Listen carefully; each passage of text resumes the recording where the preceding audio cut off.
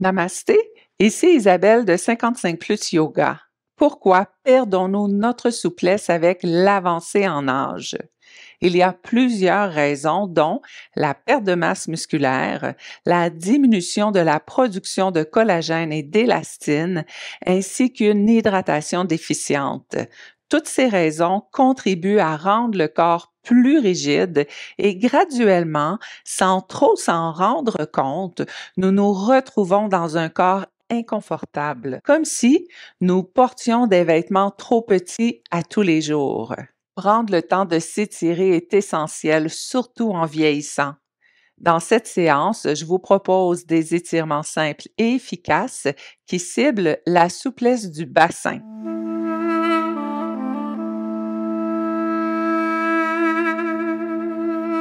On débute assis sur le bout de la chaise. On veut s'assurer que les pieds soient bien ancrés au sol et, bien important, que les genoux soient alignés avec les talons, puisqu'on va faire des flexions avant et on veut que les pieds, les jambes nous soutiennent. Si on place les pieds plutôt sous la chaise et on fait une flexion avant, il n'y aura pas de soutien avec les pieds, avec les jambes.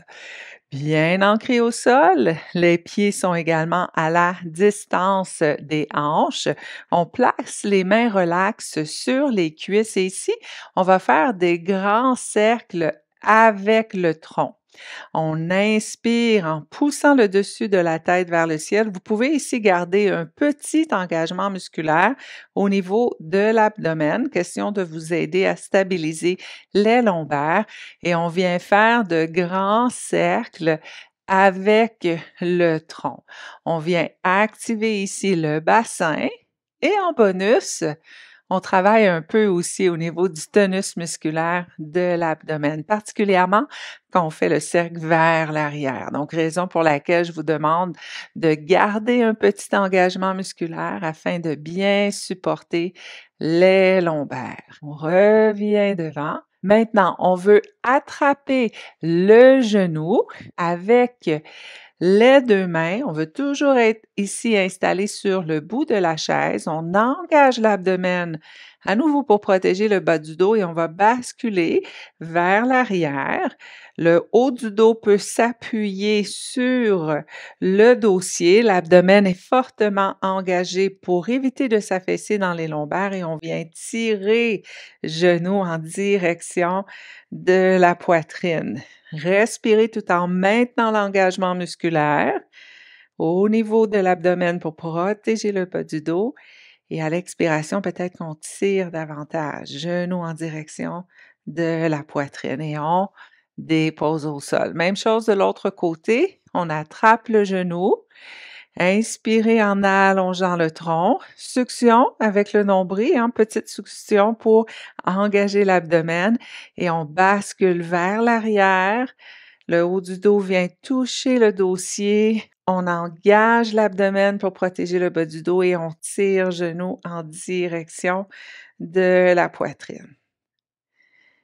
À l'expiration, vous pouvez relâcher légèrement l'étirement tout en maintenant l'abdomen engagé pour protéger le dos et on tire à nouveau.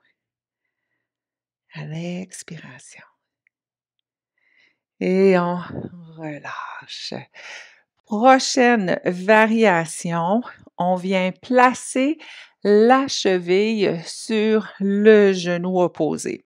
On veut garder ce pied flex, question de protéger ce genou. Si ce n'est pas disponible pour nous, parfois on arrive à le faire sur un côté, pas de l'autre. Donc, je vous démontre une alternative. Vous avez besoin d'un bloc ou tout autre accessoire que vous pouvez avoir à la maison et vous allez déposer le pied sur le bloc. De cette façon, le pied est un peu plus bas. Donc, parfois, on n'arrive pas à placer la cheville sur le genou. Donc, une alternative pour vous. Ensemble, on va inspirer, allonger le tronc, pousser dessus de la tête vers le ciel et à l'expiration, on pousse la poitrine vers l'avant. Encore une fois ici, dans cette flexion avant, on veut s'assurer que le dos reste droit, que la tête, les cervicales sont bien alignées avec le reste de la colonne vertébrale.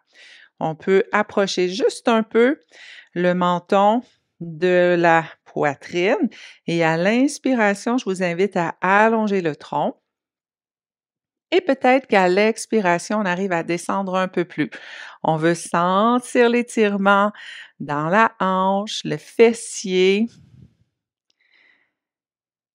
Et on se dépose dans cette sensation d'étirement. Chacune des inspirations nous invite à allonger le tronc, à garder le dos droit et l'expiration à pousser la poitrine vers l'avant en gardant les cervicales bien alignées avec le reste de la poitrine. Et on relâche. On va aller faire la même chose de l'autre côté. On s'assure que notre jambe de support, que le genou est bien aligné avec le talon et on vient placer la cheville sur le genou ou peut-être qu'on y va de ce côté avec l'option adaptée du pied sur notre accessoire, que ce soit un bloc ou tout autre accessoire qu'on pourrait avoir à la maison. On inspire, on allonge le tronc, on pousse le dessus de la tête vers le ciel et à l'expiration, on pousse la poitrine vers l'avant, s'assurant qu'on garde le dos droit. On se dépose dans les sensations d'étirement ressenties au niveau du fessier, de la hanche. Et si on sent qu'on peut pousser un peu plus loin, on pousse la poitrine vers l'avant à l'expiration, toujours en se rappelant d'allonger le tronc et de s'assurer que les cervicales sont bien alignées avec le reste de la colonne vertébrale. On inspire ici encore une fois.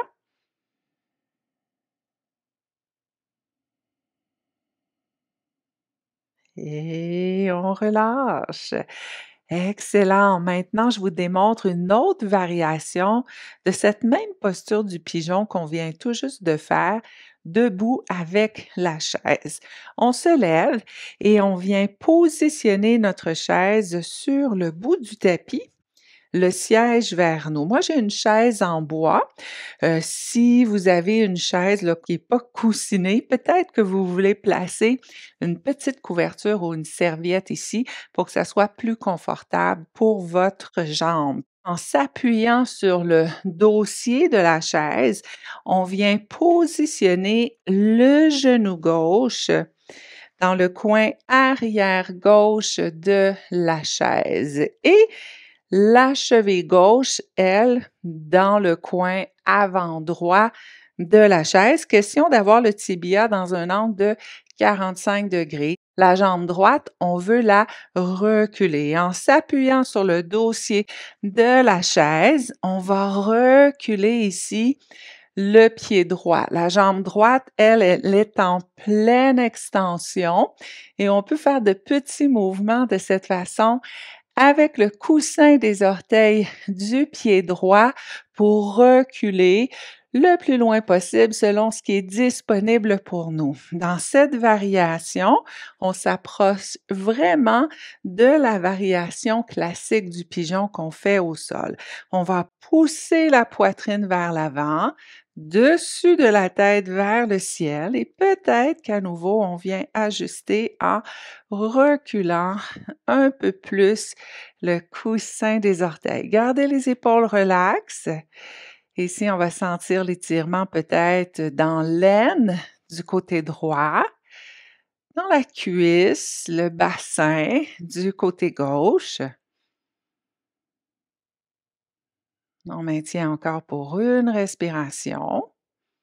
Et on voit si c'est adéquat pour nous. C'est une variation qui est un peu plus difficile. On peut opter pour la variation précédente qu'on a fait assis sur la chaise.